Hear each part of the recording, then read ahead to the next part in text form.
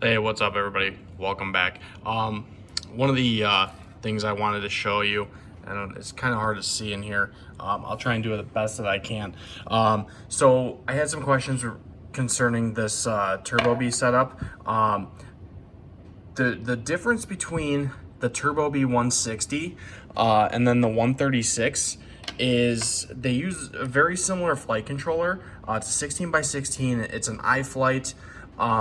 A little bit different pinout as far as the motors go. But the biggest thing that a lot of people are having trouble with, I've seen, not only just in other videos, as well as with this particular stack I've seen, and I did do some research on Facebook pages that they have provided.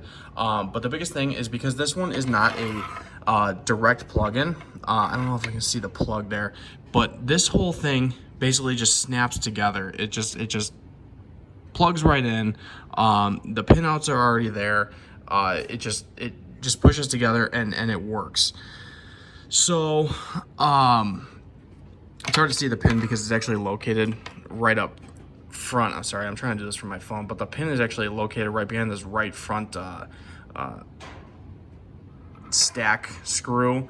But it basically they just all flatten together and it works. The only thing you really have to solder in is the receiver. I had issues with this one, but that's a whole nother thing in itself. But with the 160, what's going on is, and I did have to do some research on this one. It was probably one of the difficult things, but in the back here, it's probably going to be easier for me to show the actual paper that comes with it because you're going to have to wire it like the TBS. And I did this wiring for the smart audio as well as the video out. Your 5-volt ground I have going right in this section here. Let me grab a... I keep getting my finger in the way. So on here, we're gonna have, let me get this to focus. It's gonna be in here. You're gonna have your 5-volt and ground are gonna be all the way to the right on those two pads, which are labeled right here. You have your ground and your 5-volt, first two, and then you're gonna wire in the smart audio, which is I have it as the yellow wire in here, which is on the wiring that they give you. So that's gonna go directly from your VTX all the way down, and it's going to follow this one here, which is the second pad right here, not the orange one where the yellow one is to the right. Okay, and that one is labeled, see if I can look at it. It's just labeled video on there. It's labeled video in the wire here, as well as it's got a V on the flight controller. Smart audio, I ran to the LED. So it's going to be on the third pad. Same thing, it's really hard. Let me see if I can turn this light on actually on here. I don't know why the light is just crap with this thing, but it's going to be the third one inside of there, this is just a pain in the ass because I don't have my good camera, because I don't have any good batteries for it. But it's gonna be this smart audio onto the LED. And I'm gonna provide a link in here because these instructions are just garbage to read.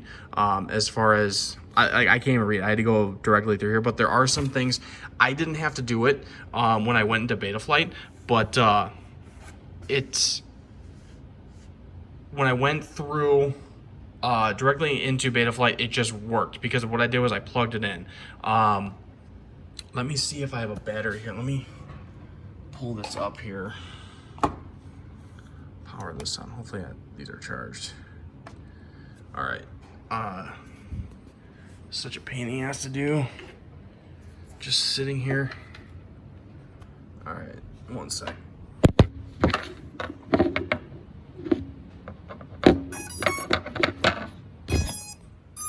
Okay, so I got that plugged in, and let's just do a quick search. So there we go. We got video and we have our OSD. Now, the other thing is too with this OSD is that some things are going to be on here, within here, on the OSD, but you actually have to adjust it on your OSD because it doesn't line up properly in Betaflight. So you're going to have to basically grab the screen and move it to where you're going to need it. So what I did is, I don't think I did it to this one, but I did it to the 136. Let me double check that because I think these are on the same channel. And I'm sorry for the video quality, guys. Give me 1 second.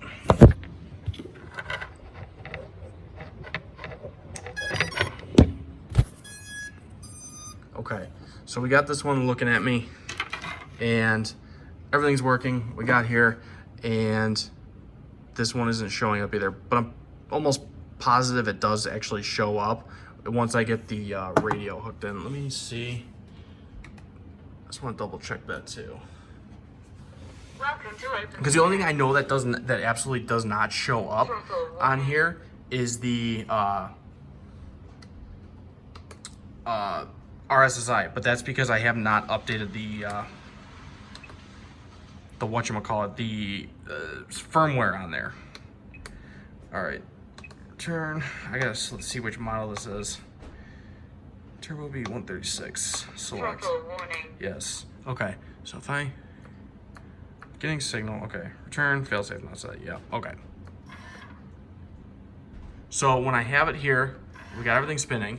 When I go over here, it's armed. I'm not getting anything on the OSD. That's weird because I thought I had OSD, but I'm pretty sure I just have to go through and adjust everything. But this one's a little bit different. Yeah, I just have to go through in the Betaflight and just basically drag and drop and make sure it's going to fit into the screen with the battery plugged in. And that's pretty much it. I just have not done anything with it. So let me know if this helps. If not, I'll do a computer, basically a tabletop review, and we'll go from there and see what's going on.